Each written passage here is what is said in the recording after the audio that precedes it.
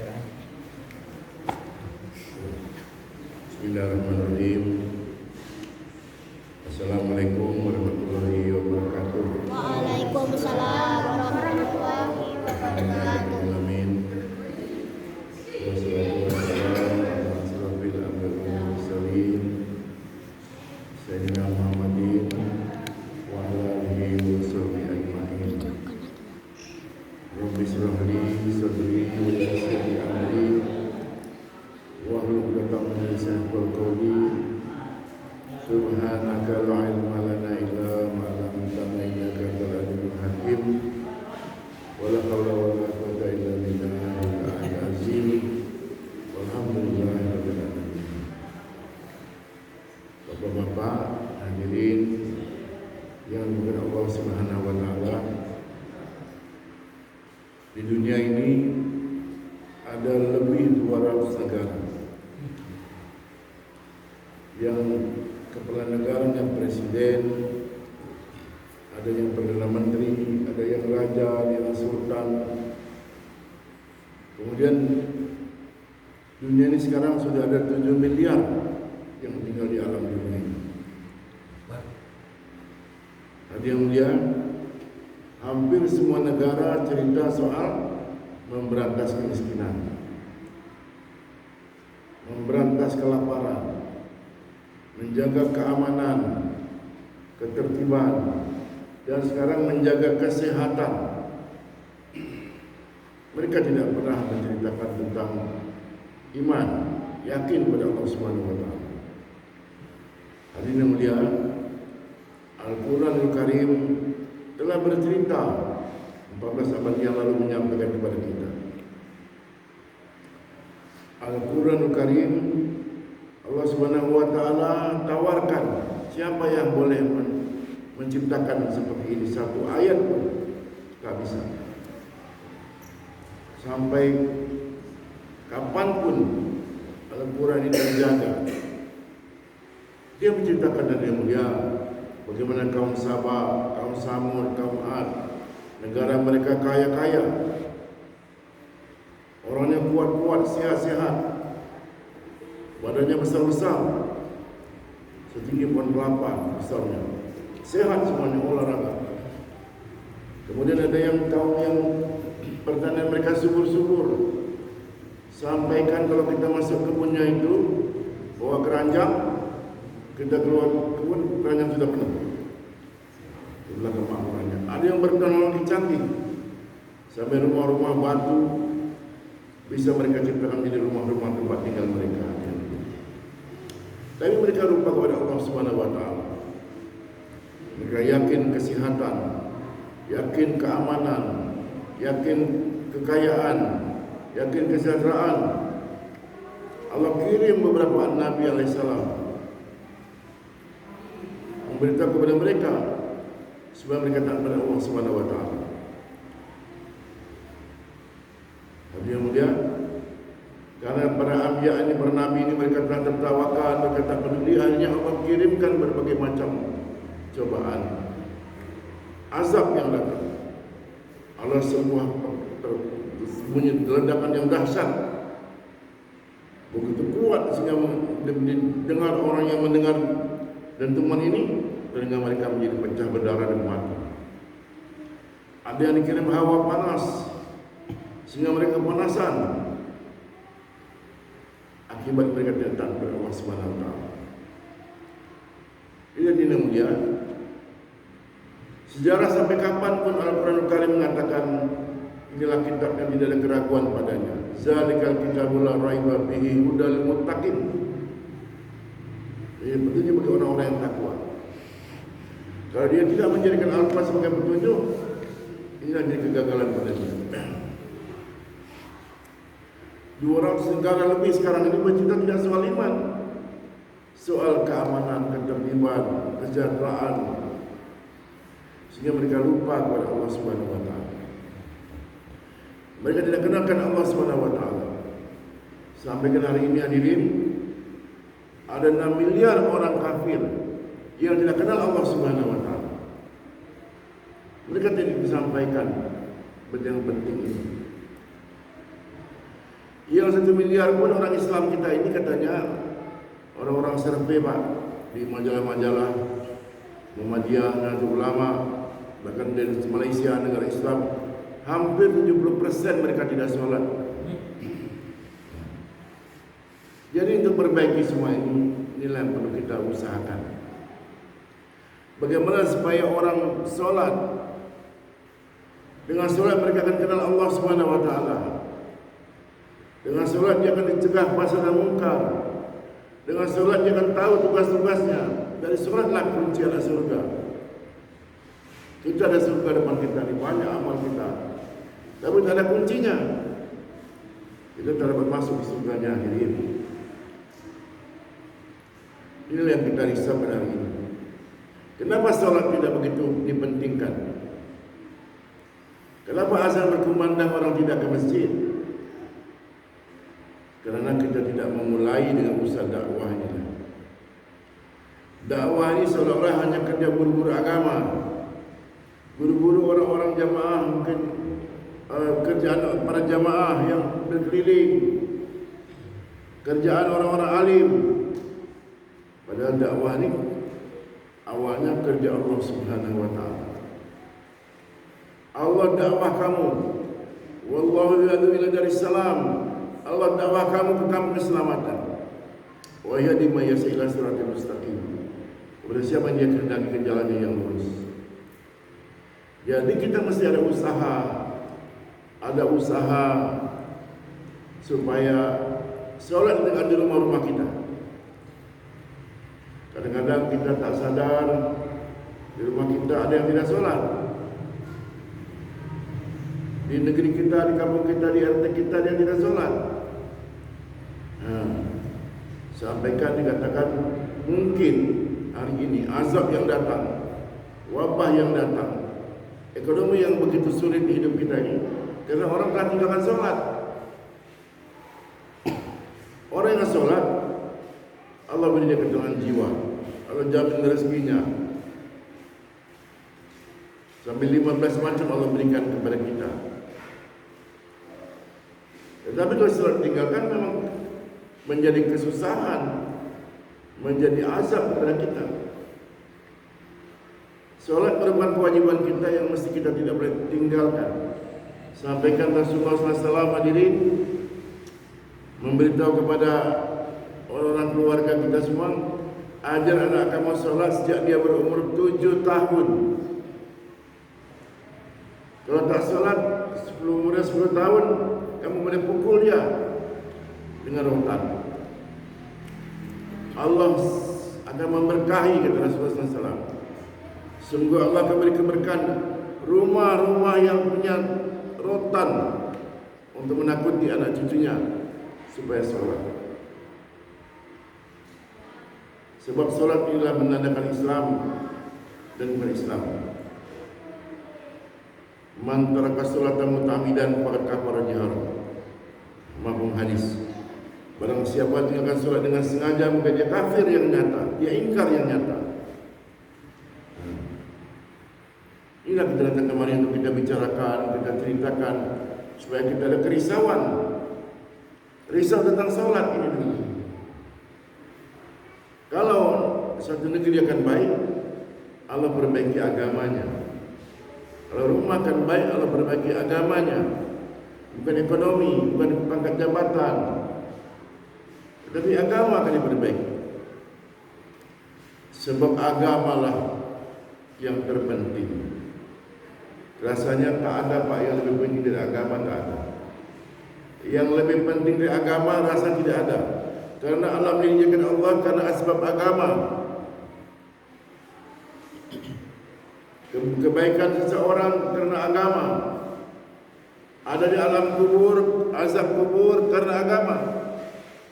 Adanya kebangkitan di mahsyar karena agama. Ada di timbangan alam mizan karena agama, timbangan amal di sana. Ada di siratal mustaqim karena agama. Dan ada surga, ada neraka karena agama. Berarti agama harus diutamakan dari yang lain. Kita katanya orang, ada tak sini-sini orang yang kelaparan, tak makan 3 hari? Saya kira tak ada. Susah macam mana pun ada makanan. Dia hutang kah, atau dia makan suami kah, atau mungkin apa saja air minum. Keluarga Rasulullah SAW selalu 3 hari tidak makan. Fatimah Zahra, Ali bin Abi Thalib, dia bekerja hanya dapat sekedar untuk makan hari ini pun dia bantu agama Allah Subhanahu Wa Taala, siarkan agama Allah Subhanahu Wa Taala. Dan orang lapar Allah tidak hukum. Kalau memang tak rezekinya Allah tidak hukum dia. Bahkan bapak-bapak hadirin yang mulia, orang yang sabar di dunia ini, dia sabar susah, dia sabar tak ada jabatan, dia sabar tak ada pangkat, dia sabar tak ada apapun, dia sabar kerana Allah. Nanti di padang mahsyar Allah katakan, kamu ambillah apa yang kamu kehendak. Dia kehendaki supaya jangan matahari tinggal di kepalanya terlindung, supaya tapak kaki memijak tanah seperti bara api, sehingga perutnya mengambang seperti air laut yang dalam. Dia akan selamat, dimudahkan Allah Subhanahu Wa Taala. Sampai orang kaya pun Pak, orang kaya pun, orang-orang yang berpangkat jabatan pun dia iri hati. Kenapa dia dapat begini hebat? Karena dia sabar. Allah beri sabar. Allah katakan, innallaha ma'as sabirin. Allah bersama orang-orang yang sabar. Jadi kita ini bersabar dalam menegakkan kebenaran. Wa tawassaw bil haqq wa tawassaw bis sabr. Yang hak adalah mati. Dalam ceritanya siapapun dia di dunia ini, tujuannya mati. Tak ada lain. Dah banyak keluarga kita, datuk kita, ayah, ibu kita, kakek kita, kawan-kawan, sahabat kita telah mati. Dan mati bagi kita bukannya mati begitu saja. Mati adalah tempat bermulanya kita tinggal di alam barzakh, alam kubur, alam akhirat yang selama-lamanya, abadan yang tidak ada akhirnya. Maka kita masih sungguh-sungguh menghadapi kematian ini, bahwa kematian akan datang kepada setiap orang. Dan orang yang mati memerlukan amal ibadah yang banyak. Itulah yang kita harapkan. Usaha dakwah kita perkuat dengan kemampuan masing-masing Pak. Terus nunggu orang alim dulu, nunggu tamat sekolah sarjana, tidak. Bapak beritahu anaknya, anak beritahu adiknya, istri beritahu anaknya. Sekarang kita telah tertipu. Seolah-olah istri taat pada suami dengan masak, cuci baju, menghormati suami, tinggal di rumah. Anak sekolah dulu sampai SMA, sampai sarjana, sampai bekerja terus. Padahal tugas dia adalah dakwah. Allah katakan, aku dakwah kamu kepada kamu keselamatan. Kata Rasulullah SAW, Allah katakan, Qul hazi sabili, ya Muhammad, katakanlah, inilah jalanku, adu ilallah, ajak kamu taat pada Allah. Ini kita mesti pikirkan Pak. Pikir ini berita hati. Pikir ini semua boleh bisa. Anak kita ini ada pikir dia. Dia ada pikir macam mana nak makan, macam mana ada coklat, macam mana tidur, macam mana mak bapak dia. Semua ada pikir. Dan syarat-syarat orang Islam beribadah, istilah Islam balik berakal. Jadi akalnya masih sempurna. Kalau ada akal yang tak sempurna, ada tadi kita jumpa di jalan orang bawa pancing, cakap-cakap seorang, dari malam ada dekat Surabaya, teman-teman itu sudah tak dikira lagi. Tapi kita yang ada akal ini, gunakan akal kita untuk apa? Untuk mengamalkan agama Allah Subhanahu Wa Taala ini. Sampaikan selalu saya ceritakan Pak. Dulu ada orang tua kita namanya Ustaz Nurdin Nurwawi. menjadi imam di Masjid Raya Al-Hikmah. Dia katakan tafadhal sa'atan khairun min ibadah sana. Berfikir sesaat untuk agama lebih hebat dari ibadah setahun. Bahkan dia katakan sama 70 tahun, bahkan dia katakan al-fisana 1000 tahun, bahkan dia katakan dengan fikir risau. Rasulullah SAW risau, dia fikir dia macam mana umat ini hari. Mereka tahu di Ka'bah dengan tidak berpakaian, mereka berjudi dengan membelah perut orang, membunuh lawannya dengan memenggal kepalanya, minum khamar, mabuk. Rasulullah risau siang malam. Berkat kerisauannya Allah beri dia jabatan kenabian, mendapat firman Allah di Gua Hira. Iqra, bacalah. Kerisauan ini mesti ada pada kita. Kita bawa risau. Risau yang berhasil. Ada orang risau juga Pak, risau tak dapat ikan, risau jualan tak laku, risaukan kampung dia ni tak maju, jalan dia belum lengkap, belum aspal. Ada risau yang rumahnya belum siap. Ada risau yang macam-macam ada risau. Orang bilang ini risau yang fana. Risau yang fana. Ada orang cerita zaman Ustaz dakwah di Malaysia, orang kaya dia bikin rumah seperti mahligai indah, marmer, mutiara, apa tu, lampu yang gemerlapan dengan kristal-kristal bertingkat-tingkat, halaman yang penuh lampu, penuh bunga, air terjun, indah. Tapi kemudian dia sakit parah. Akhirnya dia tidak meninggal dunia, dia begitu parah, dia bilang apa? Nanti kalau aku mati sampai hayat aku selesai, tolonglah sembahyangkan dan mandikan aku di rumah yang baru. Dia dengar, dia masuk rumahnya sudah jenazah. Dia tak dapat nikmati rumah itu karena umur manusia terbatas.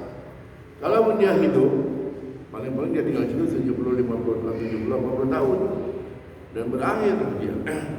Itu fikir yang fana, fikir yang sementara, fikir yang agung, fikir yang azim, fikir yang hebat, fikir agama ini. Apa percaya atau tidak? Kita mesti percaya.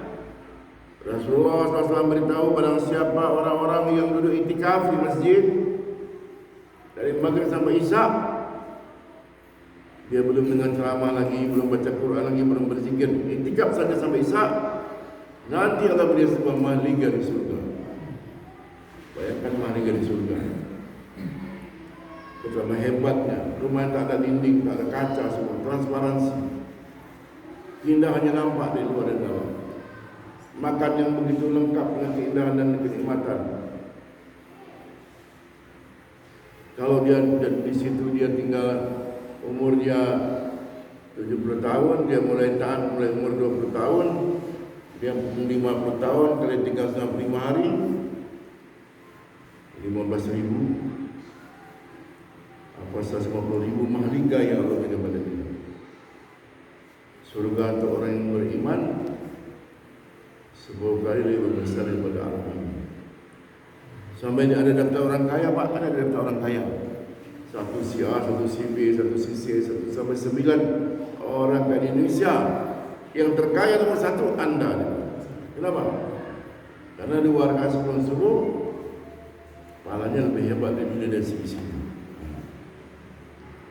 Satu subhanallah memberkati dengan amalan. Kalau turun sekarang nampak subhanallah, kita pun tak kuat menerimanya. Begitu besar Allah lebih hebat daripada bumi dan seisinya. Bila orang yakin akhirat, yakin kepada ciptaan Allah, maka dia akan diberikan Allah Subhanahu wa taala ketenangan hati dan dunia akan takluk pada dia. Dia merasa aku akan dapat tempat yang lebih hebat daripada alam ini. Ada orang diberitahu, Pak, Bapak besok akan jadi presiden. Tinggal istana, siapkan pembantu, mobil lengkap, rumah, uang banyak lagi. Kita tak sabar kapan nih? Tunggu besok pagi, tak sabar. Sekarang Allah yang tawarkan.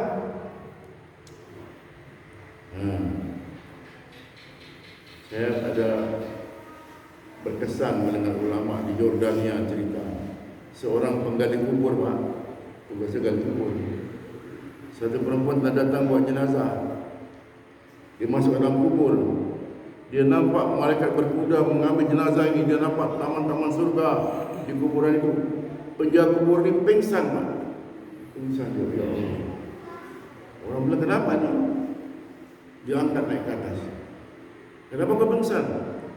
Selama saya jaga kuburan, menanam orang, baru saya nampak orang alim disambut di kuburan. Saya nampak kubur diluaskan semata memandang, dan dia ambil jenazah ini dan dalam keadaan berbahagia. Siapalah anak ini? Ibunya sudah pulang. Tak sampai setahun atau 2 tahun, ibu datang lagi bawa satu jenazah lagi. Dikebumikan. Keluar terjadi, Pak. Dia nampak lagi bagaimana malaikat menyambut jenazah ini dengan begitu mewah, begitu hebat, dingin, besarnya alam kubur itu. Dia tidak pingsan. Dan dia dah merasa, aku telah tahu ini dulu. Maka dia tutup liang lahat. Dia lari kejar ibu tadi. Ibu ini siapa sebenarnya? Dia bilang, anak aku dua-dua aku sekolahkan jadi habis, jadi alim. Dan dia bawa dakwah. Dia telah berpegang karamatullah kedua-duanya. Saya melihat begini hebat, dia bilang. Amalan orang-orang untuk ilmu. Sejak itu, Pak, dia berhenti menjaga kuburan. Dia pergi ke rumah kiai. Dia belajar agama sungguh-sungguh. Dalam masa 10 tahun, dia jadi ulama yang besar di Jordan. Karena keyakinannya menanti nama Allah Subhanahu Wa Taala. Saya cerita untuk internal kita. Saya jumpa suatu kawan di Markas Jakarta kemarin. Dia misionaris, sekolah 3 tahun di Malang, sekolah di Australia, misionaris, mengajak orang tinggalkan Islam dengan memberikan uang kepada orang-orang miskin, orang susah di pinggir-pinggir Bandung, di pinggir-pinggir Bogor, di kampung-kampung. Suatu hari dia dapat peringatan Allah Subhanahu Wa Taala. Saya dinampakkan, didatangi, diperingatkan oleh Allah Subhanahu Wa Taala tentang kerja ini. Maka dia ucap kepada besar, dia masuk Islam. Dia sudah keluar jamaah 4 bulan, 40 hari. Dia jumpa saya, kebenaran ada pada besar jamaah dakwahnya. 3 malam bersama saya di markas. Sudah tinggal di Labuan Bajo di Nusa Tenggara Timur sana. Dia usaha dengan bapak angkatnya. Bapak angkatnya juga salah satu penanggung jawab usaha dakwah di Labuan Bajo. Dia bilang orang mau beli tanah bapak angkatnya berapa bapak bayarkan? 19 triliun. Saya bilang kenapa uang semuanya ini kita bisa gila. Tapi begitulah dia kata tawar orang untuk membeli.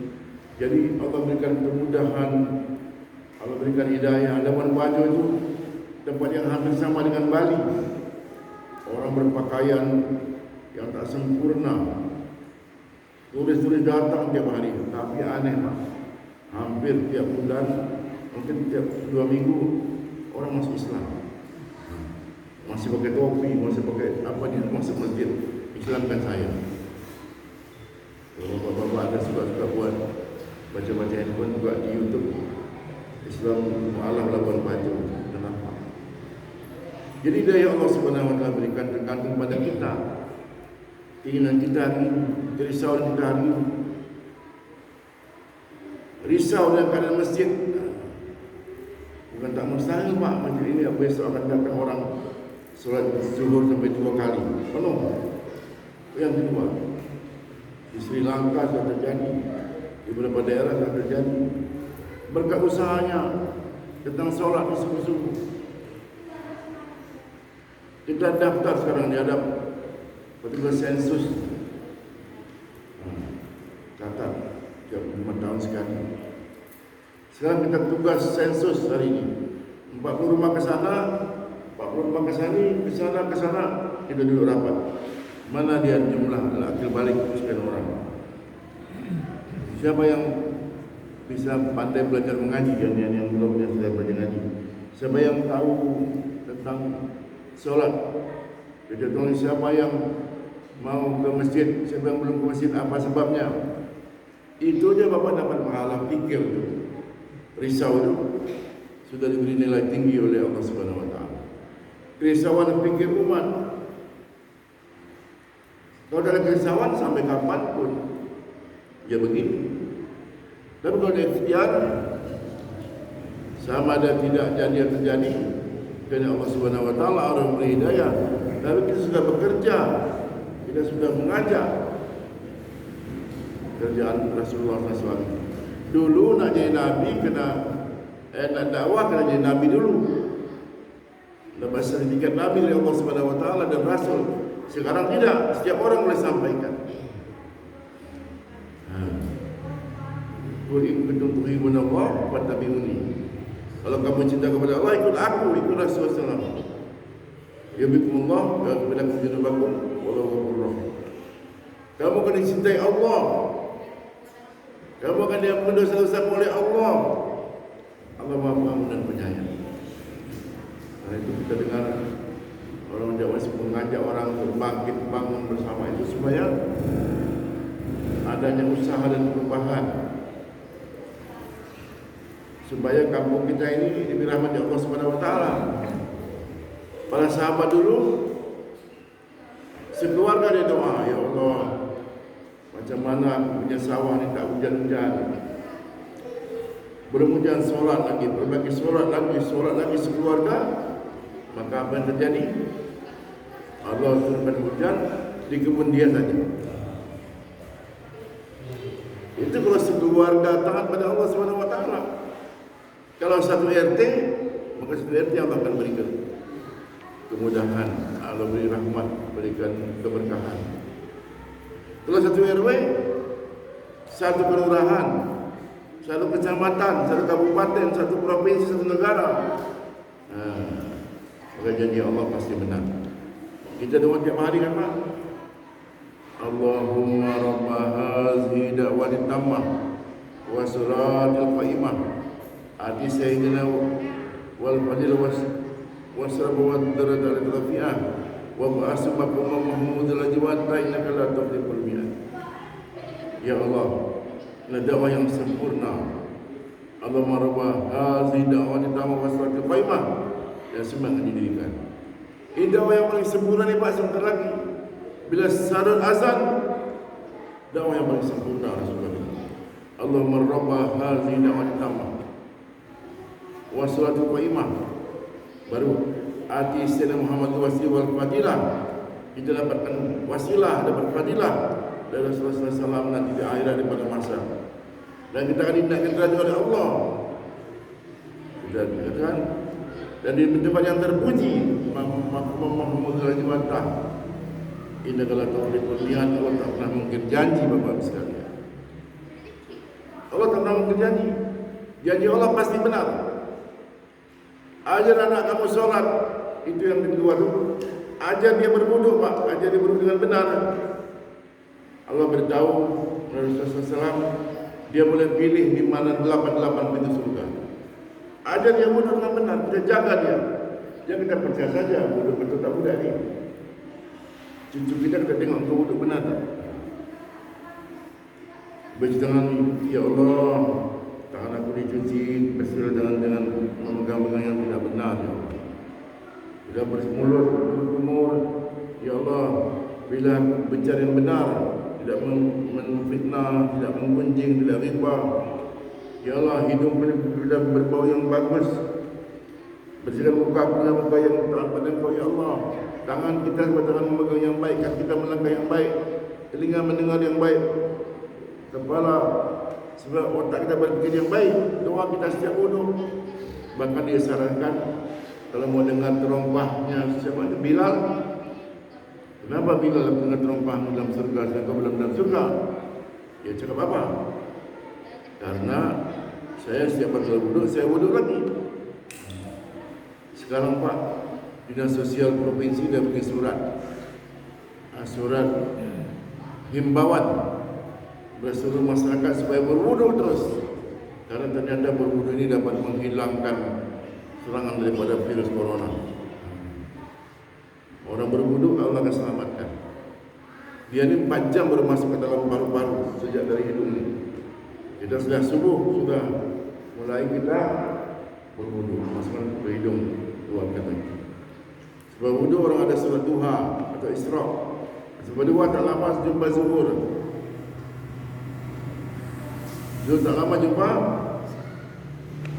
asar, maghrib, isya, tahajud. Kita senantiasa berwudu. Maka virus ini kuman ini tidak akan dapat masuk ke dalam perut kita. Tapi kalau sampai ajal kita, orang yang mati karena virus, karena wabah, Allah kata-kata selesai sampaikan dia mati syahid. Syahid ini dia dimudahkan di alam kubur, tidak ada pertanyaan, tidak ada azab kubur. Itulah dia yang dikatakan para sahabat menentukan kematian supaya segera jumpa para sahabat, jumpa Rasulullah SAW. Karena dengan mati saja kita boleh jumpa mereka, bahkan kita jumpa.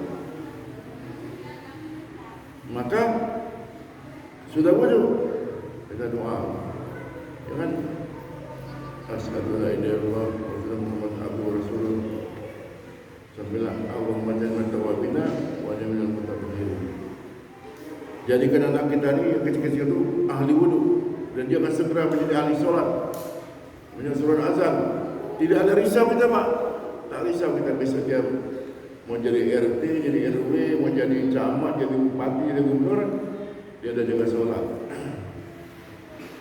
Kalau tidak, memang mengerikan.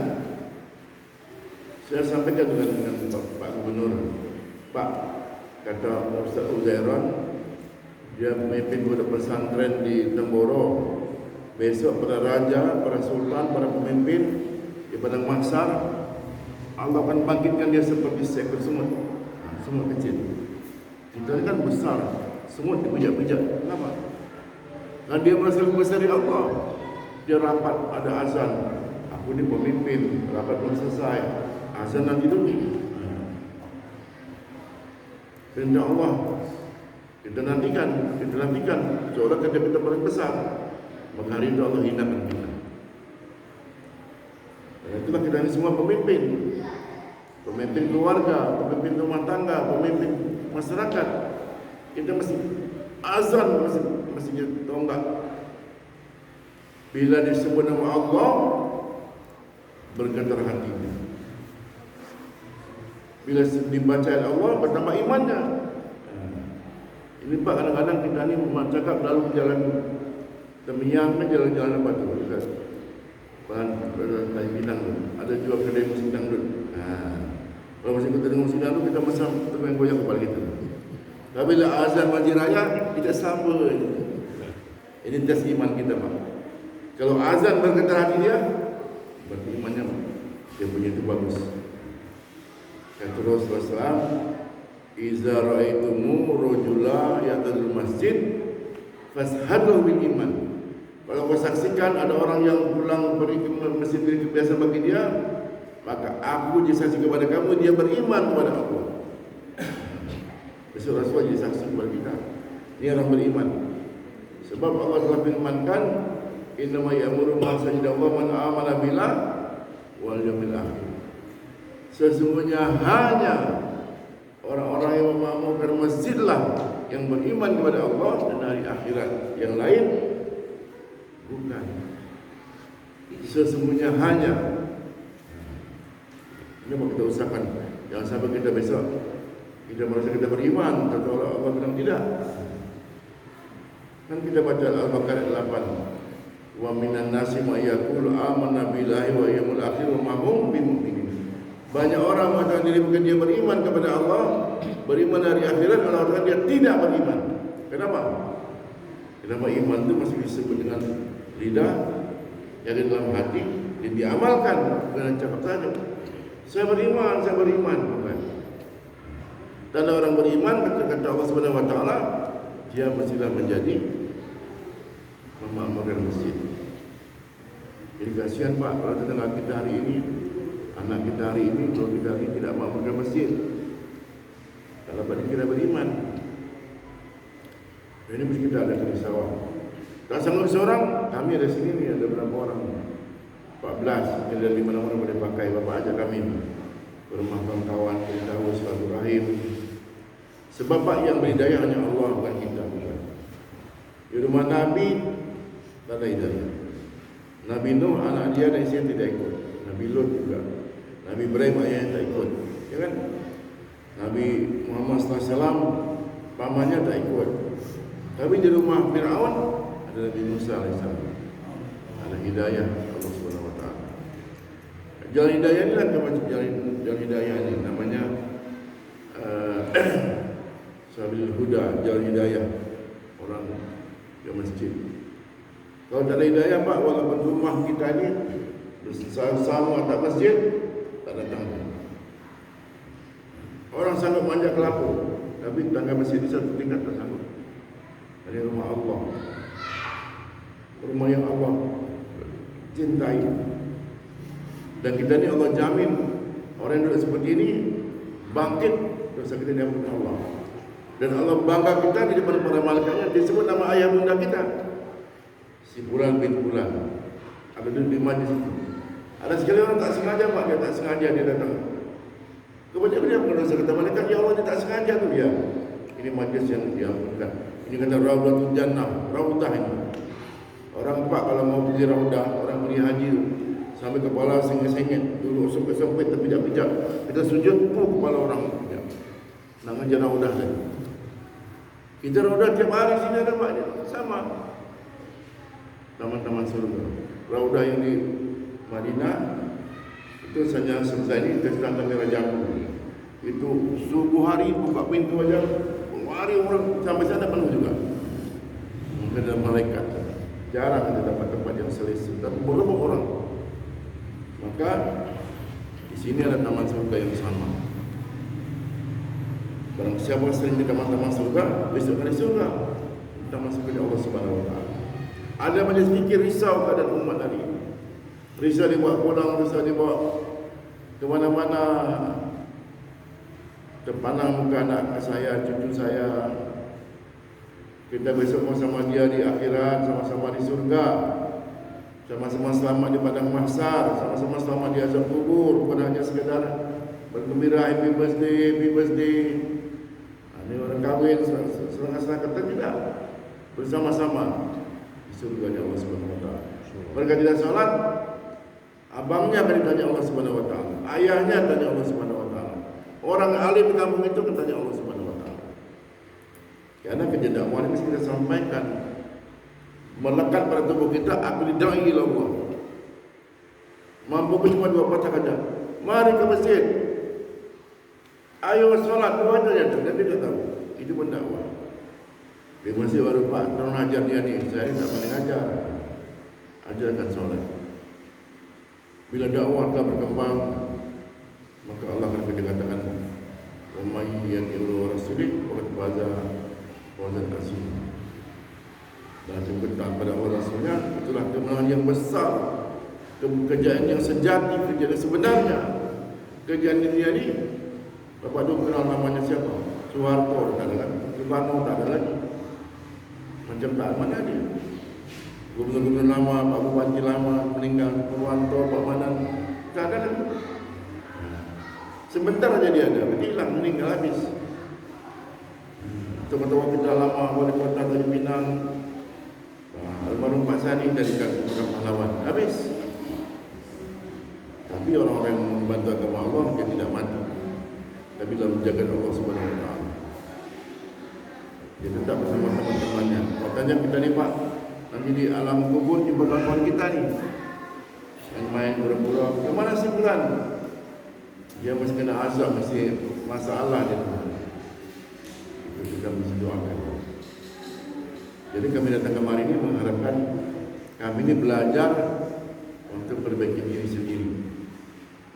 Supaya kami mau pikir risau tentang anak-anak, tentang keluarga, dan dengan cara mengajak orang lain supaya bersama-sama berpikir. Kalau mengajak orang, ngeri kan Pak? Saya takut. Sering saya ulang-ulang di mana-mana. Di akhirat besok bukan saksikan ada orang yang ditarik seperti menarik binatang keledai. Usus termulai keluar. Azab Allah. Kenapa kau diazab Allah? Kenapa kau ini berat hukum kau? Dan di dunia dia dengan penceramah. Dia bilang, di dunia dia aku hanya beri ceramah orang, nasib orang aku tak mengamalkan. Sebab itu saya kata majlis fikir namanya. Mari kita fikir sama-sama. Macam nasib bapak, nasib saya, macam nasib anak kita itu, supaya mereka selamat. Sehingga tak terkesan saya mengajar, memberitahu. Semoga Allah SWT akan kita semua, insyaAllah. Jadi kita harapkan sangatlah, mengharap sangat kerjasama Muhajirin wal Ansar walazina tabu ihsan radhiyallahu anhum mardu'an. Sabiqul awalun, kejadian Islam awal karena ada kaum Muhajirin dan kaum Ansar. Walazina tabu ihsan, barang siapa ikut jejak mereka dengan ihsan, dengan baik, Allah ridha kepada mereka, maka ridha kepada Allah. Kami ini Pak seolah-olah meniru-niru orang-orang Muhajirin dari Minang. Bapak-bapak di sini meniru kaum Ansar. Muhajirin wal Ansar, dia bersahabat. Siapa tidur mereka dengan ihsan. Apa kata mereka? Muhajirin wal Ansar, mereka yakin kalimat la ilaha illallah. Itulah kalimat awal, kalimat akhir, kalimat perintah, kalimat larangan, kalimat hidup, kalimat mati, yang dia pertahankan sampai kapanpun kalau dihayatkan kembali. Dia yakin dengan kalimat Muhammad Rasulullah. Hanya dengan cara Muhammad SAW akan benar, akan sempurna. Lain cara Muhammad SAW akan gagal. Dan mereka rata-rata belajar dengan mengajarkan solat yang khusyuk wal khudu. Kata orang Pak, solat khusyuk ini dah tak ada lagi, dah hampir tak ada. Sembayang semua tengok kunci mobil tadi, macam mata tadi, lupa. Tapi orang yang besar, rapat dan lurus, Allah angkat semuanya menjadi khusyuk imam, makmum tidak, makmum khusyuk imam tidak, sama-sama Allah angkat kekhusyuan itu. Kalau tidak masing-masing, Allah tawarkan 27 rakaat, 27 derajat lebih tinggi daripada sendiri. Kalau orang tahu Pak kelebihan salat Isya dan subuh berjamaah, kata Rasulullah SAW, berundi pun mereka mau, merangkak mereka akan datang. Pakai undi ni, siapa nak undi? Dapat kapling besok dekat Mekora, dua seorang, kurang mereka. Ini dapat dunia yang sisi-sisi. Kata Rasulullah, berundi. Sebenarnya salat Isya dan subuh berat untuk orang-orang munafik. Karena zaman Nabi lupa, lampu ni gelap dia. Kami mendari mengisi lampu setelah sebelum hijrah. Sangat gelap. Ada orang tak tahu siapa zuhur juga kita tak tahu. Kalau asar zuhur isya nampak, zuhur asar maghrib nampak, isya dah gelap. Jadi usaha para sahabat ni dia jaga solat. Solat dia di luar solat, di dalam solat dia buat amalan, dia doa, dia berbuat solat sunat, dia berbuat solat jamaah, dan dia dakwahkan supaya jaga solat. Ramai orang akan solat, dan dia belajar agama karena Allah Subhanahu Wa Taala. Taklim di rumah, taklim di masjid karena Allah Subhanahu Wa Taala. Allah beri dia keberkahan rumah, keberkahan masjid, dan ikhlas karena Allah Subhanahu Wa Taala. Semata karena Allah. Bukan kerana mencari rezeki, mencari makan, mencari kampanye, tidak karena Allah. Istighfar sebelum beramal, sudah beramal. Dan yang hebat Pak, dia menghormati orang tua, sayang pada seusianya, dan cinta pada anak-anak. Sebab orang Islam ni walaupun dia tidak sembahyang, walaupun dia berjudi, katakanlah dia berzina, dia membunuh, tapi dia kalimat la ilaha illallah, dia lebih hebat daripada 6 miliar orang kafir. Sebab dia ada kalimah la ilaha illallah, akhir besok dia akan masuk surga 10 kali lebih besar daripada alam ini. Karena kita mesti mulia orang Islam. Orang Islam kita muliakan kerana dia ada kalimah la ilaha illallah. Jangan kita hinakan dia, jangan kita fitnahkan dia, kita muliakan dia. Sebab guys, sebelah itu di akhir hayat Pak, bukan sekarang. Banyak orang yang preman akhir hayatnya dia orang taat. Dan rata-rata para sahabat radhiyallahu ajmain, Muhajir wal Ansar, mereka bagi masa. Di masjid dia bagi masa. Pagi saya ke laut, pagi saya ke kedai, petang saya ke masjid. Yang malam ke laut, siang dia di masjid. Yang siang laut, malam di masjid. Dan 24 jam dia bagi tugas. Jam 1 siapa, jam 2 siapa. Masjid merupakan mesin yang bergerak 24 jam untuk mengajak orang kepada Allah Subhanahu wa taala, surganya Allah Subhanahu wa taala. Sekarang Pak, kedai kopi dia buka 24 jam. PLN, kantor listrik, rumah sakit, TV dia 24 jam, 24 jam. Tapi masjid banyak kunci Pak. Pada masjidlah sumber rahmat. Katanya malaikat penyebut nyawa, kalau nak cabut nyawa orang dia ke masjid dulu. Dia tanya, si fulan dia ke masjid tak? Ada. Dia datang dengan rahmat, dengan kasih sayang. Kalau tak ada, mana dia pengurus masjid tak dakwahnya? Mana dia orang lama tak beritahu? Karena masjid ini tempat kita berlindung diri. Tempat kita dari masjid ini semua tahu. Para sahabat naik menara azan dari rumah sahabat tak berasap dia tak ada makanan. Dari masjid dia tahu kondisi orang. Masjid jadi pusat kegiatan. Beri masa. Kita ini semua beri masa sebulan 3 hari. Dan 3 hari nanti beri masa pagi lepas subuh kumpul. Lepas maghrib kumpul lagi. Besok kita akan ke masjid mana? Takkan? Besok jual di mana? Di sana pula. Macam mana keadaan saudara kita di sana? Kita risau masjid sana pula macam mana? Risau agama ini yang tidak mudah diberi Allah Subhanahu wa taala hadiah. Nanti kita akan heran. Kata orang-orang alim, malaikat boleh menghitung jumlah turunnya hujan dari langit. Malaikat boleh menghitung jumlah pasir di pantai. Tapi dia tidak bisa menghitung pahala orang buat dakwah yang dia tidak tahu. Bapak jalan-jalan ke masjid, jumpa ke masjid, ayo. Satu orang dia datang sini.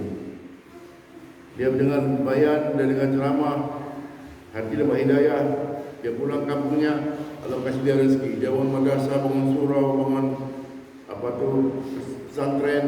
Dia beri sedekah yang banyak, hidup dengan keadaan ibadah, anak cucu berkaitan. Semua pahala bapak yang dapat. Itu bilang Ibnu Tufail dengan Abu Hurairah. Ibnu Abu Hurairah terkenal dia hebat, tapi Ibnu Tufail lebih hebat dan dia mengislamkan Abu Hurairah. Dia dapat pahala lebih hebat. Sistemnya seperti multi level. Sampaikan. Jadi saya kira maksud kami ini tidak ada lain. Kita bertemu karena Allah, berpisah karena Allah, bersaudara karena Allah. Bapak-bapak, beri waktulah besok 1 jam lepas subuh. Kemana kita pergi sholat? Selangkah saja kita membuat usaha dakwah, bumi-bumi akan berbangga hati dan berada karena isi Allah Subhanahu wa taala dan asbab hidayah oleh Allah Subhanahu wa taala. Apalagi orang yang laqad wa'atan orang qatl fi sabilillah khairu min dunya wa ma fiha. Sebagai sebutan orang berdoa Allah Subhanahu wa taala lebih hebat dari dunia dan sisinya, Pak. Orang kaya baru punya bank banyak, tapi dia tak punya iman. InsyaAllah bisa ada masa semua sahabat. InsyaAllah. Beri nama besok subuh atau lepas isyak kami siap sedia. Semoga Allah SWT beri kita hidayah. Semoga beri kita waktu untuk berjuang dengan Allah Subhanahu wa taala. Lebih kurang saya minta maaf. Wassalamualaikum warahmatullahi wabarakatuh. Waalaikumsalam.